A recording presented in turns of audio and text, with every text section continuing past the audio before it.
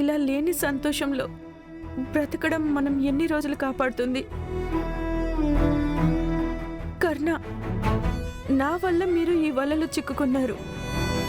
మీకు సంబంధమే లేని నన్ను కాపాడుతున్నారు. మన మధ్య లేని సంబంధాన్ని కాపాడుతున్నారు. తెగిపోతుందని తెలిసిన ఆ దారం మీదే అడుగులేస్తున్నారు. ఇదేది మీకు మంచితనం కాదు కర్ణ. దయచేసి మీ గురించి మీరు ఆలోచించండి. నేనిక్కడ ఎవరో కట్టిన ఇంటి నుండి నేనే కట్టుకున్న ఈ మాంగళ్యంతో వెళ్ళిపోవలసిన దాన్ని. కానీ దీనికి అంత కారణమైన తేజస్ని నేను ఇదంతా అనుభవించాల్సిందని తెలుస్తుందా? తను ఇలా నన్ను నడి వీధిలో వదిలిపెట్టిన తను తప్పు చేశాడని ఎందుకో నా మనసు ఒప్పుకోవట్లేదు.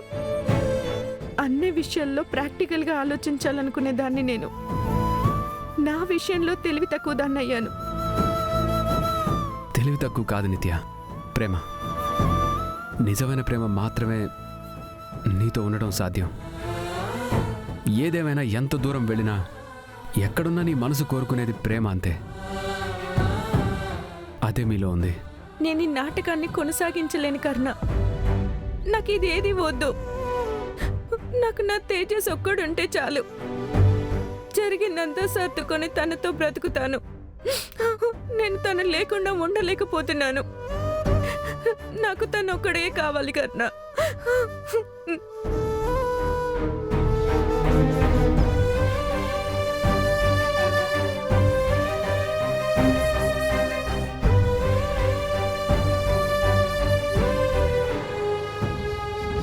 ఇంకా ఎన్ని రోజులు ఏగలు తొలుతూ ఊరుకుంటారు డాడ్? వాడి మీద ఎన్ని వేడి నీళ్ళు పోసినా ఊరుకుంటాడు. కానీ ఆ నిధి నిత్యాల విషయంలో మాత్రం వాడు కుతుకుతుమంటూ ఉడికిపోతున్నాడు.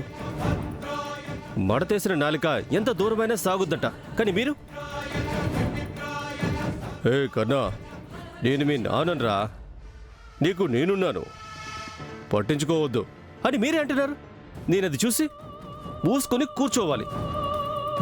మీకు భ్రమ లేదా మీ పిచ్చిదానం చూసి నాకు భ్రమ?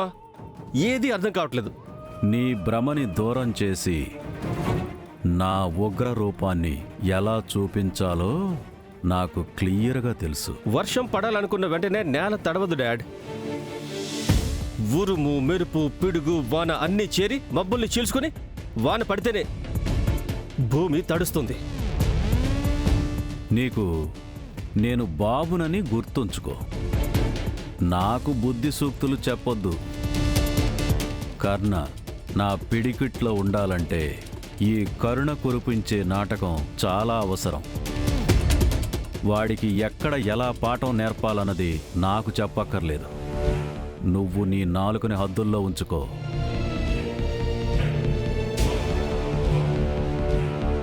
వెళ్ళండి డాడ్, వెళ్ళండి. ఆ కర్ణని ఎదిరించి తోక కత్తిరించమంటే నా నోరు మూయిస్తున్నారు.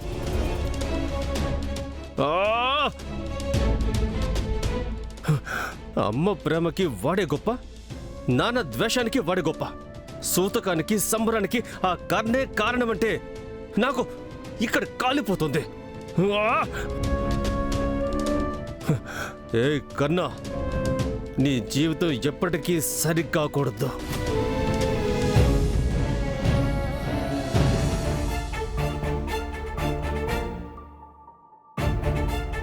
వెయ్యి మంది వెయ్యి మాటలంటారు. అవన్నీ మనసులో పెట్టుకుని ఆలోచిస్తూ కూర్చుంటావా? వెయ్యి మాట్లాడినా అనే విషయం ఒకటే అయినప్పుడు మనసు మాత్రమే కాదు, రాతిబండ కూడా పగిలిపోతుందే. అందుకని నువ్వెప్పటికీ ఇలాగే కూర్చుంటావా? జరిగింది తలదించుకునే విషయం అలచ్చి, కాని మర్యాదే ఎక్కువని బ్రతుకుతున్న మనకి అది జీర్ణించుకోలేకపోతున్నాం. నేను నిత్య మీద అరిచాను నిజమే, కాని ఆ పిల్లది ఏముందే తప్పిందులో? ఎంత జీవితం చూసినా నేనే తేజస్ విషయంలో తడబడ్డాను. ఇక ఆ పిల్ల ఏం చేయగలుగుతుంది చెప్పు? వదిలి వెళ్ళిపోయింది అతనే అయినా అపవాదు వచ్చింది దీని మీదకే కదా.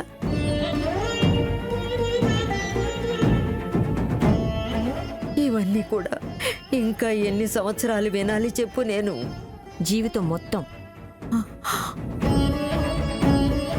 ఎందుకిలా మాట్లాడుతుందనుకుంటున్నావా? ఇక తేజస్ పారిపోయాక నిత్య గురించి చెడుగానే మాట్లాడతారు. ఒకవేళ నిత్యానే లేచిపోయినా తేజస్ చాలా ఉత్తముడని నిత్య గురించి చెడుగా మాట్లాడతారు. జరిగే మోసాలకి ఆడదే కారణమనే మనస్థితి ఉన్నంత వరకు ఈ అపవాదులన్నీ తప్పవు. ఇంకో 20 ఏళ్లైనా అనడానికి వేరే మాటే లేకపోతే ఇదే మాట అంటుంటారు. ఒకవేళ నిత్యకి బిడ్డ పుట్టి దానికి పెళ్ళైనా ఇదే ఎత్తి పొడుస్తూ ఉంటారు. చూడు మేకజడా, లోకమంటే అంతే. మాట్లాడేవాళ్ళని మాట్లాడని, మన పాటికి మనం బతకాలని అనుకోవాలి. జీవితం ఒక రకంగా నది లాంటిది. కొన్నిసార్లు స్వచ్ఛంగా పారుతుంది, ఇంకొన్నిసార్లు దారిన ఉన్నవన్నీ చేర్చుకొని ప్రవహిస్తూ ఉంటుంది. ఇలాంటి వాటికి ఆలోచిస్తారా? ఏమైనా చివరికి చేరేది సముద్రానికి అని గుర్తుంచుకుంటే చాలు.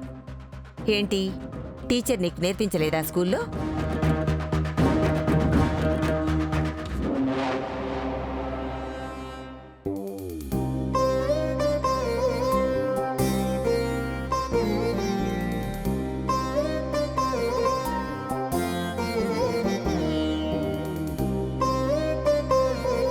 అక్క,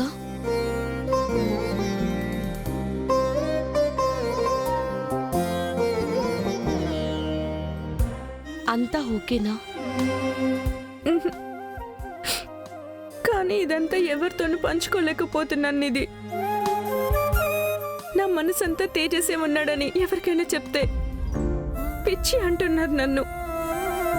ప్రేమించిన వాణ్ణి కోల్పోయిన బాధ ఎవరికీ అర్థం కాదు. ఏడవద్దక్కా. ఏడిస్తే ఏది సరవుతుంది చెప్పు. ఏం చేసినా ఏది సరికాదు. దానివల్ల మనసు తేలికపడదు. ఏడిస్తే ధైర్యం కూడా తెచ్చుకోలేము. ప్రేమ కలిగించే నొప్పి నీకు తెలీదు. నిధి, నీకు తెలీదు. వద్దు, నీకిది తెలియదు కూడా. నేను అనుభవిస్తున్న బాధ నాతోనే ఆగిపోవాలి. నిన్ను కాటేయకూడదు. నా చెల్లి సంతోషంగా ఉండడమే నాకు ముఖ్యం. చూడు, నీ బాయ్ ఫ్రెండ్ని నువ్వు నాకు పరిచయం చేయకపోవచ్చు, కానీ నా పరిస్థితి చూసిన తర్వాత నీకెన్నో విషయాలు అర్థమయ్యాయి కదా. ఏ కారణానికి నా పరిస్థితి నీకు రాకూడదు. ఏదైనా ఆలోచించి అడుగు వేయాలి, సరేనా?